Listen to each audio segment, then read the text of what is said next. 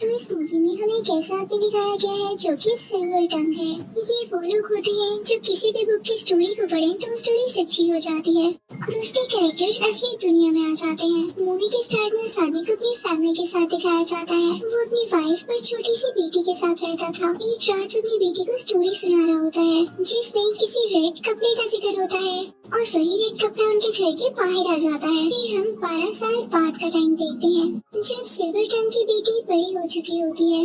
उसका अपने फादर के साथ बॉन्ड बहुत अच्छा होता है और आज वो किसी ओल्ड बुक शॉप में जाने वाले थे कोई बुक ढूंढने के लिए। उस बुक का नाम होता है द इंक हार्ट। उस बुक कॉपी से भी काम चलने वाला था। अब वो लोग उस बुक शॉप में चले जाते हैं लेकिन सिल्वर टंग की बेटी उससे पहले ही बाहर आ जाती है और जब वो खुद बाहर आता है तो देखता है कि उसकी बेटी से कोई आदमी बात कर रहा है और उसका नाम डस्ट फिंगर है। वो सिल्वर टंग से कहता है क्या तुम्हें बुक मिली और अगर तुम्हें बुक मिल गई तो क्या तुम उसे दोबारा पढ़ोगे। तो सिल्वर टंग उससे कहता है तुम्हें इससे क्या है। तो डस्ट फिंगर कहता है तुम नहीं जानते, तुम्हारी की गई गलती की वजह से मैं यहाँ पर आया। वो बुक दोबारा पढ़ो और मुझे वापस घर भेजो। तो सिल्वर टंग कहता है मैं अब नहीं पढ़ता और ना ही पढ़ूंगा। तो डस्ट फिंगर कहता है कि ठीक है, इस चीज की खबर तुमसे कैप्रिकॉर्न खुद ले लेगा। वो भी यही चाहता है कि तुम उसके लिए ये बुक पढ़ो। तो सिल्वर टंग उसे धक्का देकर कहता है कि मेरी जान छोड़ दो और वो वहाँ से अपनी बेटी को लेकर चला जाता है। उसकी बेटी उसे पूछती है फादर ये कौन था। तो सिल्वर टंग कहता है नहीं कुछ नहीं, अभी फिलहाल हम तुम्हारी दादी के पास जा रहे हैं। सिल्वर टंग यूं ही किया करता था, किसी भी जगह पर ज्यादा टाइम से ज्यादा नहीं रहता था, हमेशा शिफ्टिंग करता रहता और अब अपनी माँ के घर पहुँच जाता है। वो लोग वहाँ पर पहुँच चुके थे,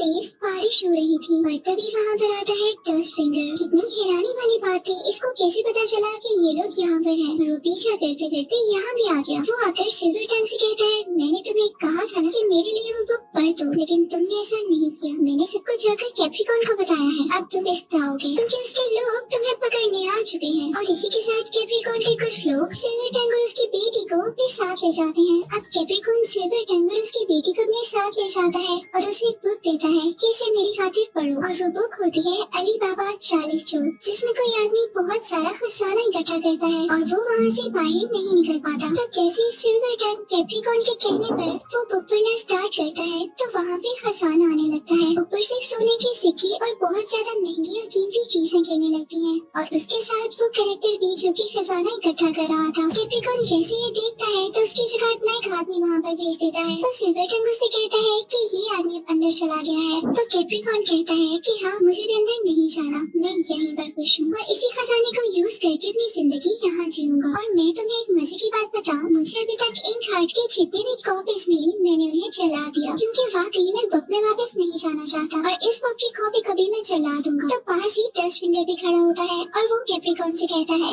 कि मैंने तुमसे मदद मांगी थी, तुम नहीं जाना चाहते लेकिन मैं तो वापस जाना चाहता हूँ ना, मुझे वापस भेजो। तो कैप्रिकॉर्न कहता है कि हर केस नहीं, मुझे इससे कोई फर्क नहीं पड़ता कि तुम्हें वापस जाना है या नहीं, लेकिन इतना जरूर पता है कि अगर मैं वापस किया तो मैं दोबारा से स्लेव बन जाऊंगा। इसी के साथ वो बुक को भी आग में फेंककर जला देता है। इसके बाद कैप्रिकॉर्न सिल्वर टंग और उसकी बेटी को कहीं पर ले जाकर बंद कर देता है। अब डस्ट फिंगर जाता है किचन में जहाँ पर एक लेडी काम कर रही होती है। वो लेडी बोल नहीं सकती थी, उसको भी कैप्रिकॉर्न ने अपने पास स्लेव बना कर रखा हुआ था। वो भी यहाँ से कई बार भाग चुकी थी लेकिन उसे दोबारा से पकड़ लिया जाता। अब डस्ट फिंगर उसे कहता है कि अगर तुम्हें दोबारा चांस मिला तो तुम भागोगी। तो वो इशारों से कहती है कि हाँ मैं दोबारा भागूंगी। तो डस्ट फिंगर उसे कहता है लेकिन किसके पास, यहाँ तुम्हारा कौन है। तो वो लेडी उसे एक पेपर दिखाती है जिसके ऊपर उसने कोई स्केच बना रखा था और सरप्राइजिंगली वो था सिल्वर टंग और उसकी बेटी का, यानी औरत कोई और नहीं बल्कि सिल्वर टंग की वाइफ थी। तो ये बात डस्ट फिंगर को भी बहुत हैरान कर देती है क्योंकि इसको भी और सिल्वर टंग को भी यही लगता था कि उसकी वाइफ बुक के अंदर चली गई है और वो इसीलिए उस बुक को ढूंढने की कोशिश करता था ताकि अपनी वाइफ को वापस ला सके।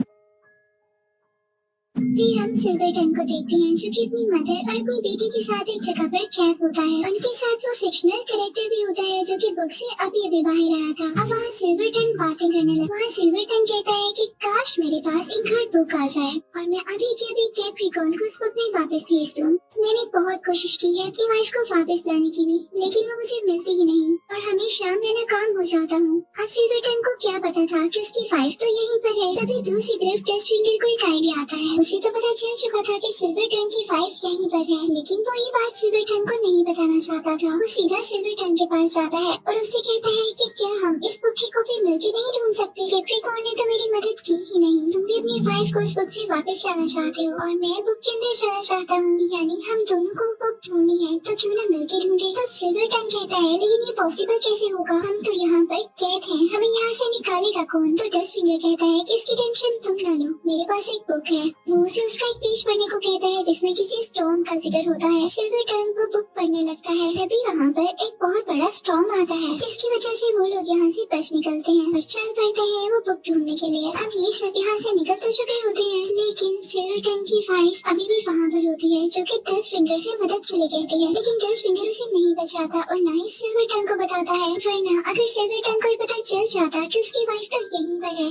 तो वो बुक क्यों ढूंढता? और अगर वो बुक ना ढूंढता तो डस्ट फिंगर भी यहीं का यहीं रह जाता, इसलिए वो उसकी कोई मदद नहीं करता और वो लोग आगे चल पड़ते हैं। अब उन लोगों ने इस बुक यानी इन कार्ड के राइटर को ढूंढ लिया था, वहाँ पर वो उस राइटर के जरिए एक और बुक ले लेते हैं। बुक लेने के बाद डस्ट फिंगर बहुत खुश होता है और सिल्वर टंग से कहता है जल्दी से मुझे इस बुक पे वापस भेज दो ताकि मैं अपनी फैमिली के पास जा सकूं। तो सिल्वर टंग कहता है कि नहीं, पहले मैं अपनी वाइफ को बाहर बुलाऊंगा, उसके बाद तुम्हें भेजूंगा। तो जब डस्ट फिंगर ये सोचता है कि तो अपनी वाइफ को बाहर बुला ही नहीं सकेगा और मुझे यूं ही इतना वेट करना पड़ेगा, तो वो उसे सब कुछ सच बता देता है कि मैंने तुमसे ये बात छुपाई और उससे वो बुक छीन के जाने लगता है। तो सिल्वर टंग कहता है कि तुम्हारा दिमाग तो ठीक था, तुमने मुझे पहले क्यों नहीं बताया कि मेरी वाइफ यहीं पर है, मुझे उसकी लोकेशन बताओ। तो डस्ट फिंगर कहता है कि जहाँ से हम आ रहे हैं वो वहीं पर कैद है। अब उन दोनों में बहस और लड़ाई होने लगती है, तो डस्ट फिंगर कहता है कि नहीं मारो मुझे, जैसे तुम्हें अपनी फैमिली प्यारी है मुझे भी तो इसी तरह अपनी फैमिली से प्यार है, कि मेरा हक नहीं बनता कि मैं भी अपनी फैमिली के पास जाऊँ? तुमने मेरे लिए बुक ढूंढी, शुक्रिया। सिल्वर टंग कहता है कि शुक्रिया मत कहो मुझे, बल्कि मेरे साथ चलो मेरी बीवी को आजाद करवाने के लिए। पर सिल्वर टंग अपनी बेटी को उसी राइटर के घर पे छोड़ता है और डस्ट फिंगर को अपने साथ लेके उधर चल पड़ता है जहाँ पर उसकी बीवी कैद होती है,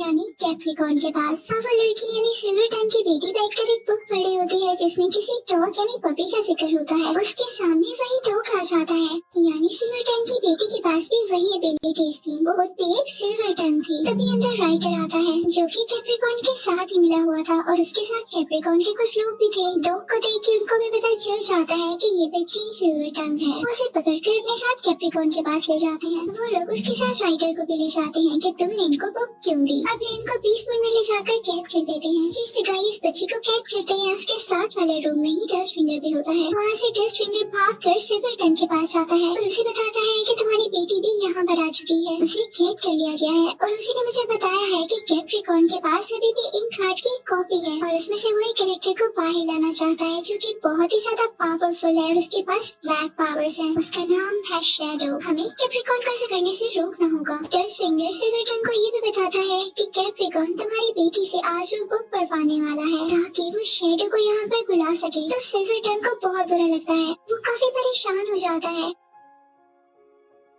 फिर बेसमेंट में हम देखते हैं कि सिल्वर टंग की बेटी बैठी होती है और साथ उसके राइटर भी होता है जो कि उससे कहता है कि जो हुआ सो हुआ, अब मैं इस बुक की स्टोरी चेंज करता हूँ, तुम इसे पढ़ना, सब कुछ दोबारा ठीक हो जाएगा। लेकिन इससे पहले ही वहाँ पर कुछ लोग आते हैं और सिल्वर टंग की बेटी को अपने साथ ले जाते हैं क्योंकि आज उसने वो बुक पढ़नी थी जिसके बाद शैडो यहाँ पर आ जाना था। अब सिल्वर टंग की बेटी बाहर जाती है और वो किताब पढ़ने लगती है जिसके बाद शैडो वहाँ पर आ जाता है जो कि राख यानी एशेस से बना हुआ था। वो काफी ज्यादा ह्यूज था और उसकी आंखों से जैसे आग निकल रही हो। उसको देख के सब लोग काफी डर जाते हैं, लेकिन कैप्रिकॉर्न काफी खुश हो रहा होता है क्योंकि ये अजीब सा दिखने वाला शैडो कैप्रिकॉर्न की काफी बात मानता था। राइटर को भी अपनी गलती का एहसास हो चुका था। वो एक पेज में एक स्टोरी लिखता है जो कि उस बुक की स्टोरी से अलग थी और वो शैडो को वापस भेजने में मदद कर सकती थी। वो राइटर डॉग की हेल्प लेते हुए सिल्वर टंग की बेटी के पास वो पेज पहुँच जाता है। वो लड़की ये पेज पढ़ने लगती है जिस पर ये लिखा होता है कि शैडो के अंदर जितने भी लोगों की सोल्स हैं, जितने भी लोगों की उसने जान ली,